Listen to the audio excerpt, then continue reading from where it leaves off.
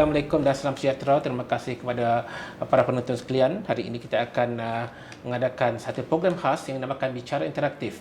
Dan bersama-sama saya pada hari ini adalah Timbalan Menteri di Pejabat Premier Sarawak yang bertugas untuk portfolio buruh, immigration dan pemantauan projek, Datuk Jerawat Jala.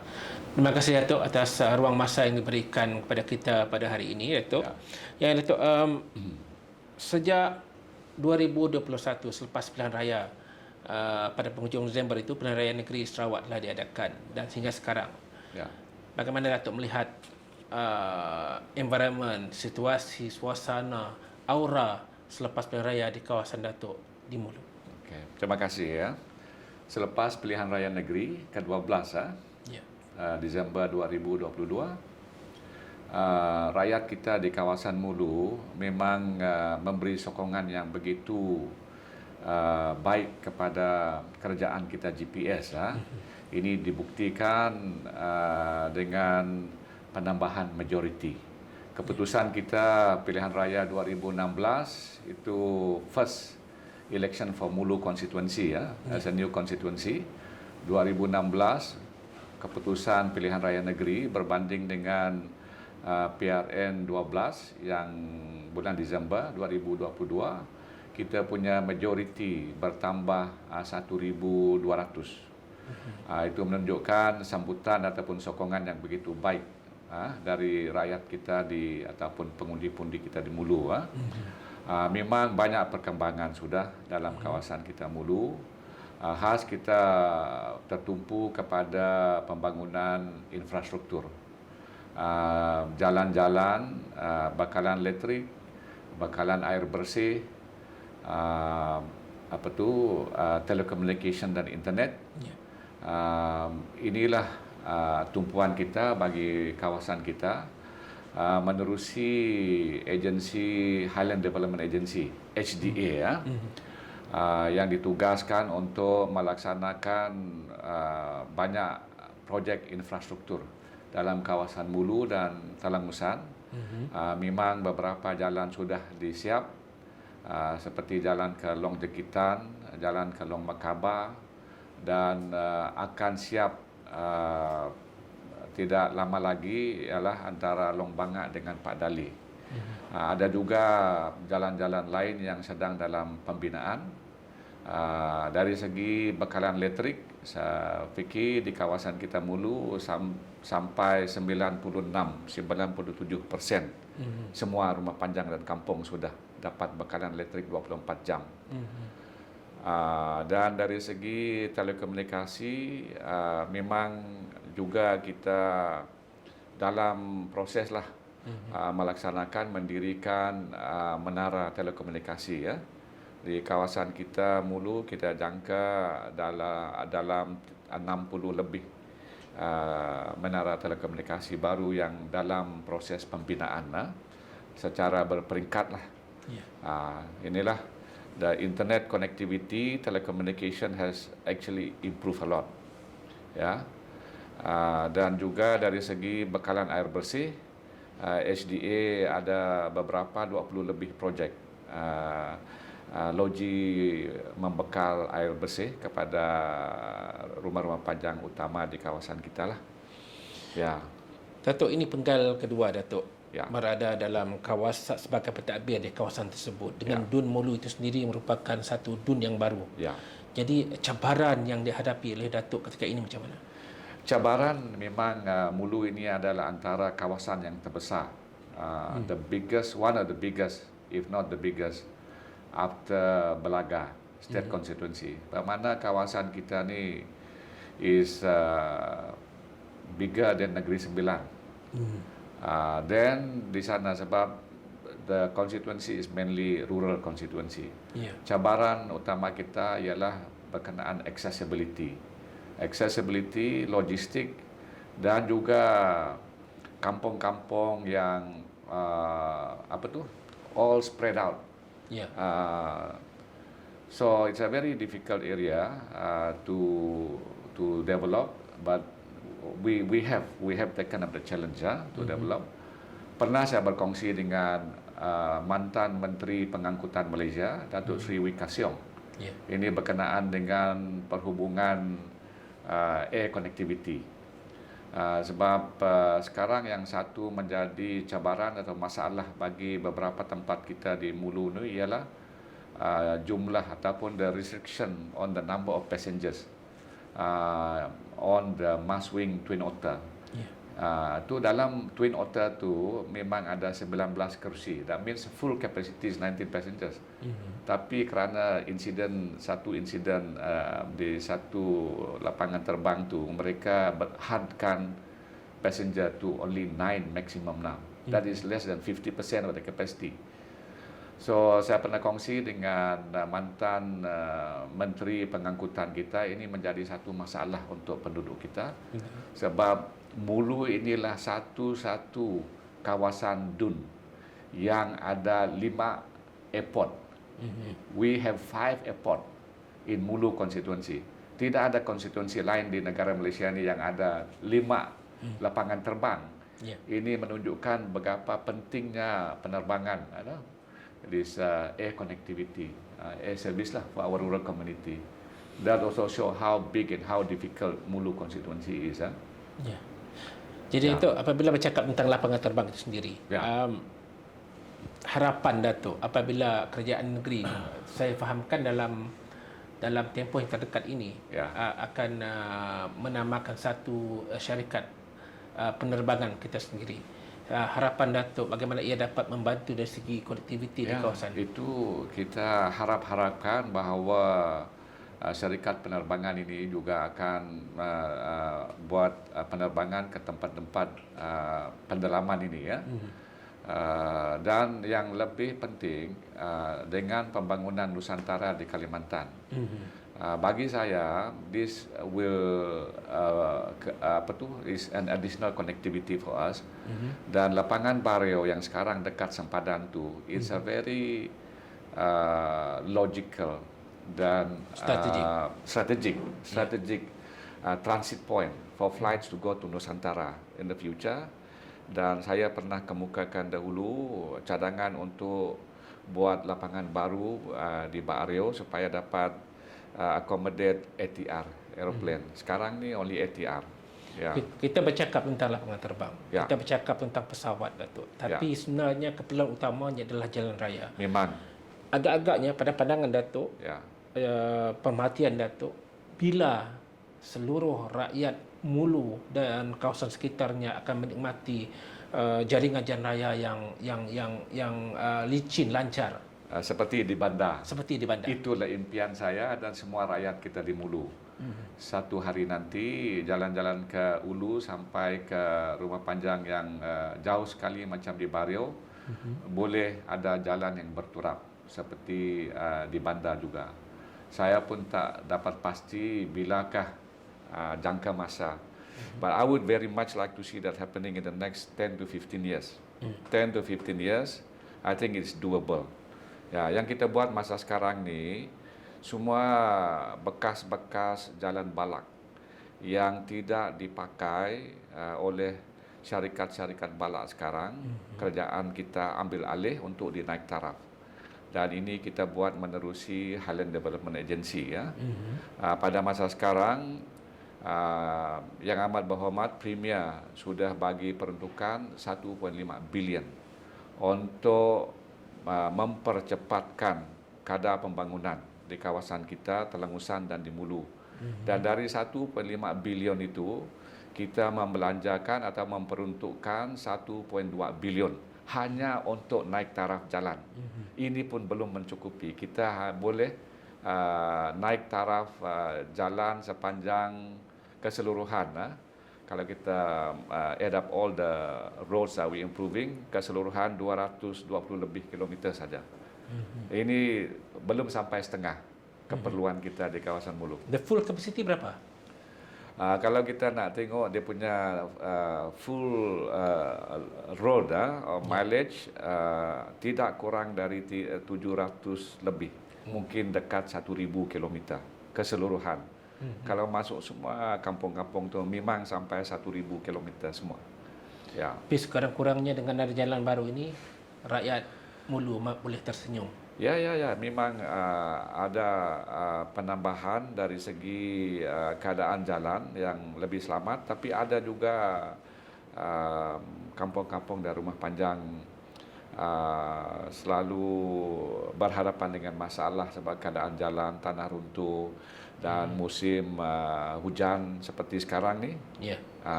Kita banyak hantar jentera-jentera untuk repair jalan untuk mereka. Baik, Datuk. Ya. Kita akan bercakap tentang pembangunan, kita bercakap tentang harapan selepas bajet sebentar lagi.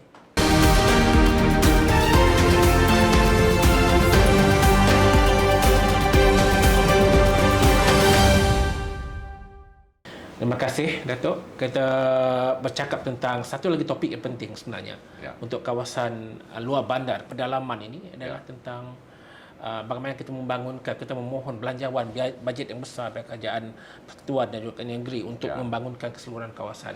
Boleh Datuk perjelaskan sedikit sebenarnya apa impian, apa harapan masyarakat Mulu, Dun Mulu dan juga masyarakat pedalaman di kawasan utara Sarawak itu sendiri? Memang kita masyarakat di Pandalaman termasuk dalam kawasan Mulu, kita sangat-sangat mengharapkan pembangunan infrastruktur asas. Sebab yang nombor satu memang jalan yang selamat. We need good roads. Yang pembangunan lain-lain itu kalau tidak ada jalan, tak perlu cerita. It wouldn't work. So the first thing is road network. Dan bagi kerajaan negeri Sarawak, kerajaan GPS kita, memang bukan sekarang, dari dahulu tumpuan kita adalah untuk pembangunan luar bandar.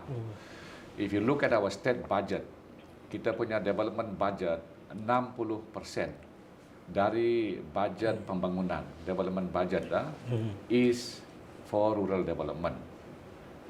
So the state government is very focused on rural development because kita sedar bahawa kawasan Pandalaman ini yang sangat-sangat memerlukan pembangunan, especially rural basic infrastructure.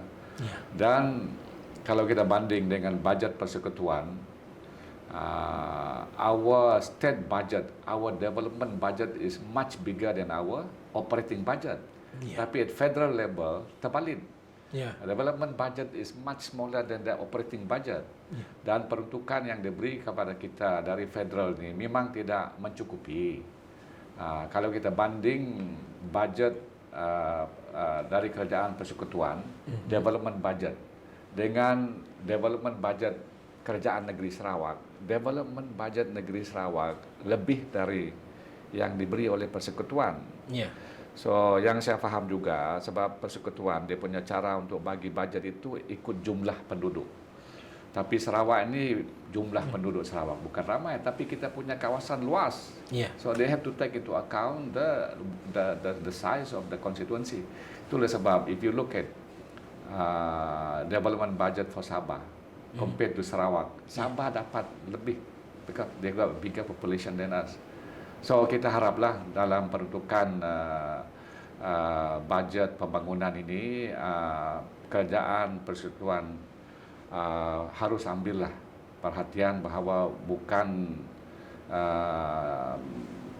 dari segi jumlah penduduk, ambil kira juga luas negeri kita Sarawak ni lah.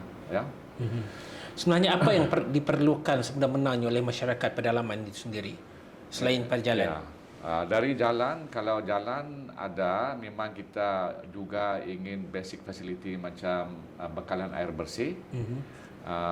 Sebab banyak yang di pedalaman sana dia depend on the rivers lah for water supply.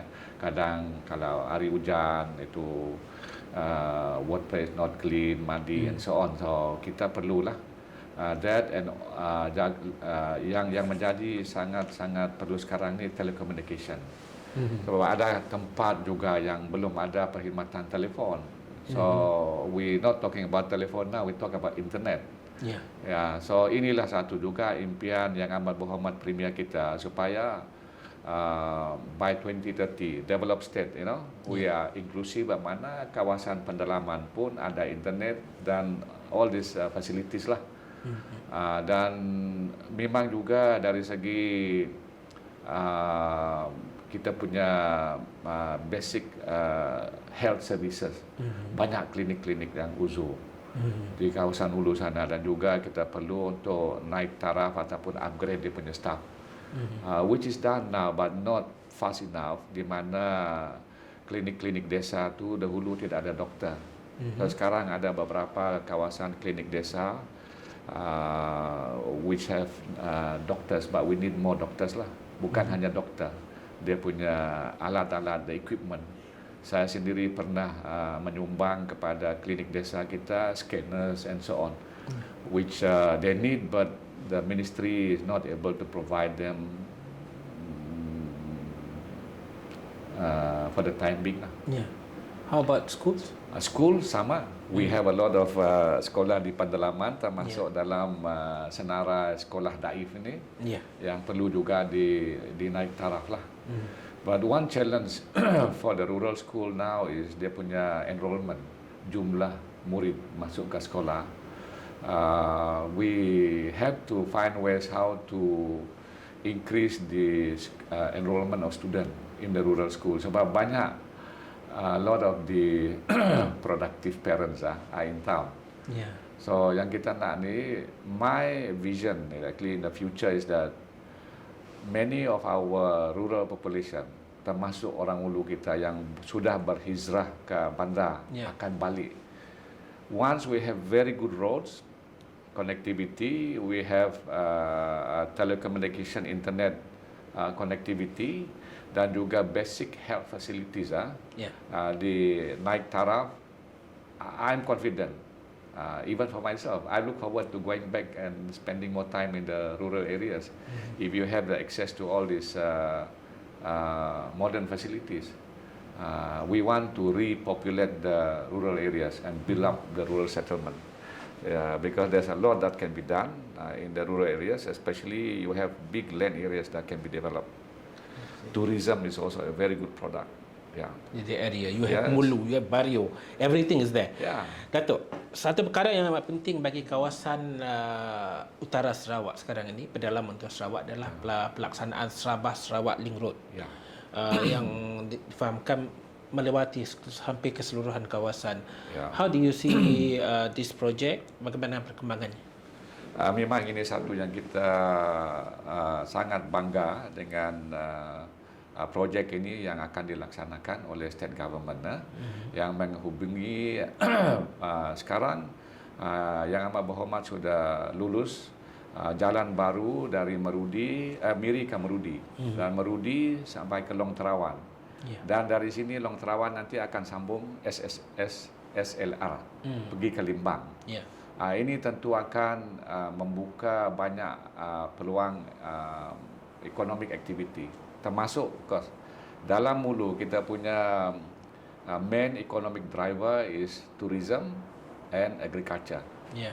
Sebab kita ada banyak tempat-tempat tarikan pelancong lah, Mulu National Park, dan juga tempat macam Bario, ada juga kawasan-kawasan rumah panjang kita di Ulu Baram sana yang sangat-sangat menarik, nature. You know, now the tourists come here for nature, and kita punya budaya, you know, termasuk cara hidup, and all these are tourist attraction for us lah, our arts and culture. So, apabila siapnya SSLR nanti dan juga pada jaringan-jaringan lain, mungkin daripada Merudi itu sendiri pergi ke kawasan Lombagan dan sebagainya, do Bario guys dengan Mulu punya population bersedia untuk menerima kehadiran pelancong yang banyak? I think that is the reality. Actually, they want tourists to come in. Yang sekarang ini Mulu hanya boleh dihubungi menerusi penerbangan ETA. So then macam Bario pun also by Twin Otter. Kita nak banyak pelancong mau masuk ke sana, then of course the connectivity to Kuching, Miri, Singapore and all these places. So dengan jalan yang baik, that road next time, that will give alternative. Sebetulnya I think the tourists will probably find it more interesting and adventurous going by road. Sebab by flight sekarang ni, you fly from Miri to Kuching, you don't see much, you how many thousand feet in the air. Yeah. Dan jalan dengan rangka jalan raya yang baik ini, I mean good roads in the future, along the road, a lot of tourist sites to be explored, a lot of attraction for the tourists. They can also get to know all the communities in the area, and I'm very happy to say that our orang Ulu are amongst the most colorful in terms of dia punya budaya. Kita punya music, kita punya tarian, kita punya pakaian dan sebagainya. Even the character. Oh, yeah. I would think so. Okey, Datuk. Satu perkara penting waktu penubuhan HDA dahulu adalah impian untuk mewujudkan satu kawasan tanah tanian tanah tinggi. Ya. Tanaman sayuran dan sebagainya. Apa progres? Memang HDA ni dia diilhamkan oleh Yang Amat Berhormat Premier. The objective was to accelerate development di kawasan Baram, termasuk Talang Usang dan Mulu. Sebab kawasan kita ni sangat-sangat banyak cabaran lah to develop. We are also far behind. Dan impian kita supaya the first thing that HDA doing now is building up the infra roads. Selepas jalan, rangka jalan, sekarang kita sudah buat planning for socio-economic activity, ya, bagaimana kita nak naik ekonomi rakyat kita di Mulu ni lah. So the main driver will be tourism and agriculture because of what we have there. Kita tourism, as I said just now, we have Mulu is well known, Bario, there's a few more other places. And then agriculture sebab kita have a lot of land available. Kita HDA dah siap satu projek yang to focus on all these temperate crops, integrated highland agriculture station. Ini di Long Banga, dan we now going to operationalize it, Jabatan Pertanian. Memang kita dah bukti bahawa temperate crops can grow up in the highland there, seperti cabbage, strawberry, dan sebagainya boleh. Hanya cabaran yang kita nak overcome ni, how to bring it to the market. Berarti kawasan itu akan menjadi new Kundasang bagi kawasan Borneo. Yes. Baik, kita akan bicara tentang portfolio Datuk sebentar lagi sebagai Timbalan Menteri.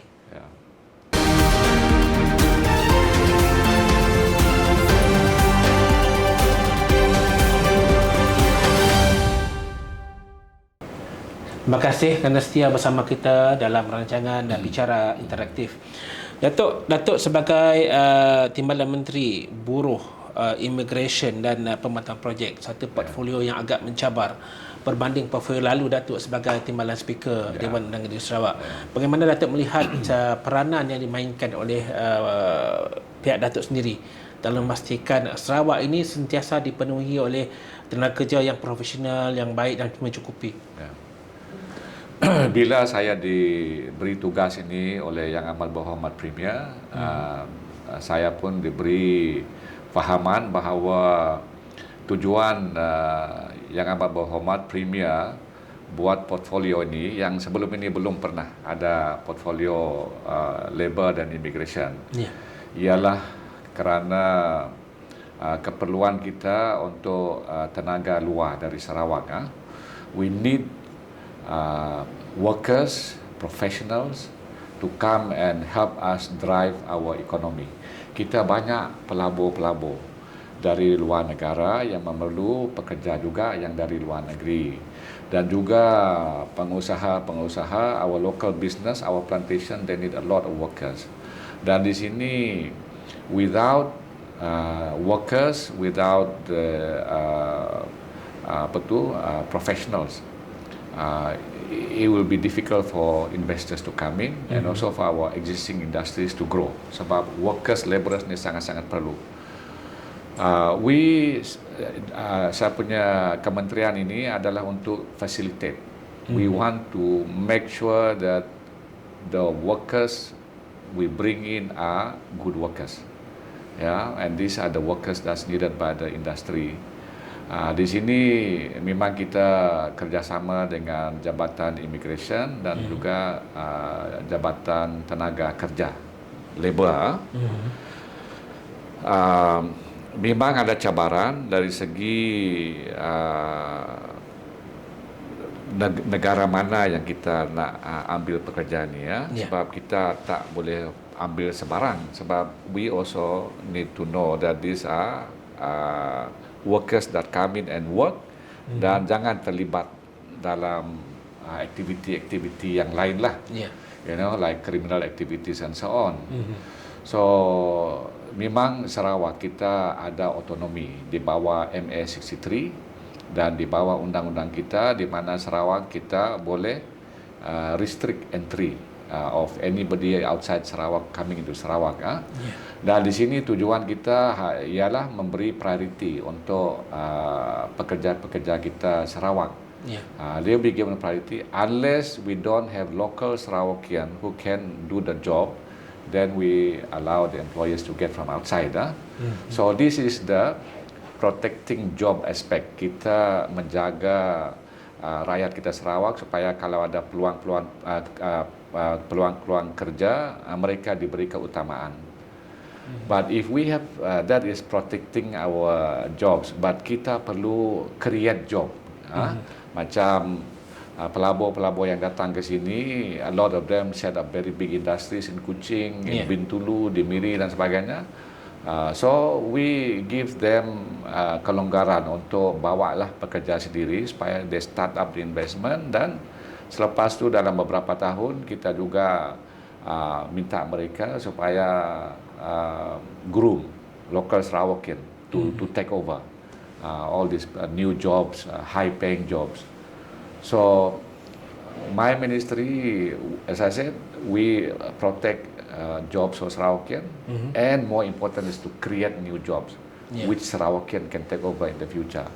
Sebab dalam perancangan post-COVID development strategi 2030, di mana Yang Amat Berhormat Premier kata Sarawak has to be a developed high income state by 2030. So this is one of the very important components so that we get the right people to come in to work in Sarawak. And as I said, we have to be careful that we don't bring in those workers who can become a problem for us later on di sini. Datuk, seriuskah isu kekurangan pekerja dalam pelbagai industri? Memang ada sekarang. Bukan kekurangan kerja tu. One is the process of getting the approval yang kita handle lah. Jika company nak mohon membawa pekerja-pekerja dari luar Sarawak, memang mereka buat permohonan. Kita bagi kelulusan. Tapi untuk mencari to recruit those people, that is the role of the business, the company. Mereka juga ada menghadapi masalah untuk recruit people from the outside countries macam Indonesia, Myanmar, Nepal, Filipina. Sebab mereka perlu berurusan dengan ejen-ejen yang yang dilantik oleh kerajaan tertentu lah. So that part of it can also be a problem for the employers lah, dealing with the foreign country where they recruit the workers. Tapi bagi kita ni memang we want to help the industry so that our economy can grow, dan kita juga welcome feedback from industry. Jika perlu kita nak ubah polisi-polisi kita berkenaan dengan pengambilan buruh asing ini, kita buat. One of which I know is the source country ataupun negara sumber. Negara sumber, like now for plantation workers, our negara sumber is Indonesia. Ada orang nak ambil pekerja dari Bangladesh, tapi adalah sebab-sebab tertentu kita tak nak galak pekerja ladang sawit ini diambil dari Bangladesh. So these are the example of policy lah.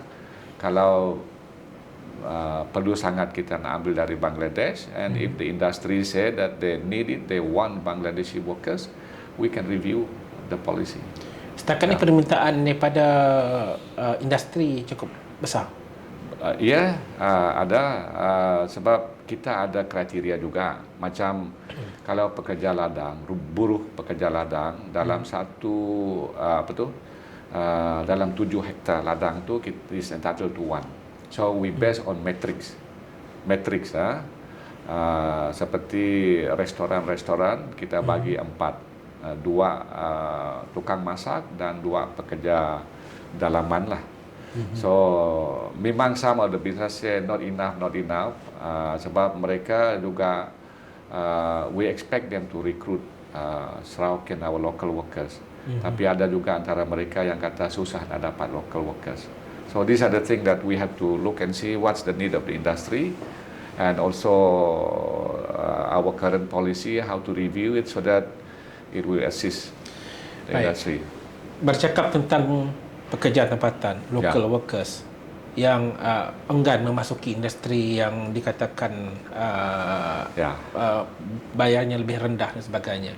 Bagaimana pandangan daripada Datuk sendiri dan Kementerian Datuk untuk menangani isu ini? Ya, memang kita faham bahawa antara kerja-kerja ataupun employment yang available lah sekarang, memang rakyat tempatan tidak minat. So we would want our Sarawakians to be employed in high-paying jobs lah. But the ordinary jobs need to be done as well. But that's where we need for foreign workers to come in, like kerja ladang, because manual workers, our people, but jadi supervisor, office manager, accounts, finance, memang we give priority to our local Sarawakian. Peluang tetap terbuka. We always say Sarawakian first. Inilah kita punya our GPS expression Sarawak first. Terima kasih Datuk. Tidak berasa 1.5 jam telah berlalu. Dan inilah masa yang ada berbaki untuk kita pada hari ini, dan terima kasih kepada Datuk sekali lagi kerana memberi ruang kepada kita untuk melaksanakan, menjayakan bual bicara pada hari ini. Sekian, terima kasih dan jumpa lagi.